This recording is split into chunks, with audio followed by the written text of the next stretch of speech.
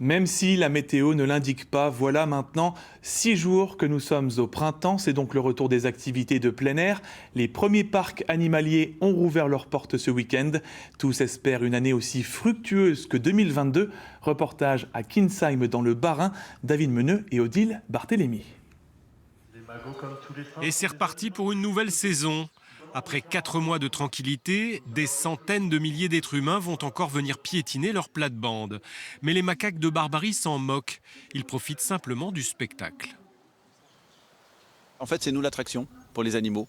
Donc pour eux, fondamentalement, ça ne change rien. Ils ont toujours leur comportement et leur relation avec les autres individus du groupe normal. Hein. L'humain ne perturbe pas ça. Donc on crée une attraction, c'est la forêt qui change un petit peu. Le vrai changement est plutôt du côté du visiteur, cloîtré dans son intérieur durant les longs mois d'hiver. On va vers les beaux jours, l'hiver est terminé, enfin. Il a été long, il a fait froid.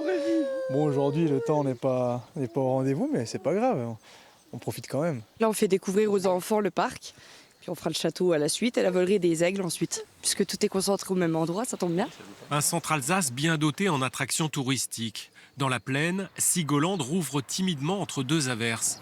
La météo est un facteur déterminant pour réussir ou rater une saison, car la pluie ou l'extrême chaleur limite l'afflux de visiteurs.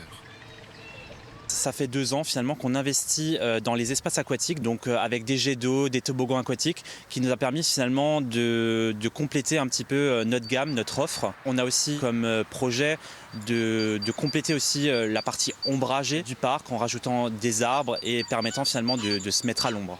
La canicule de l'an dernier n'a d'ailleurs pas laminé la fréquentation des sites. 300 000 visiteurs pour la montagne des singes, 170 000 pour Sigoland, un record en presque 50 ans d'existence.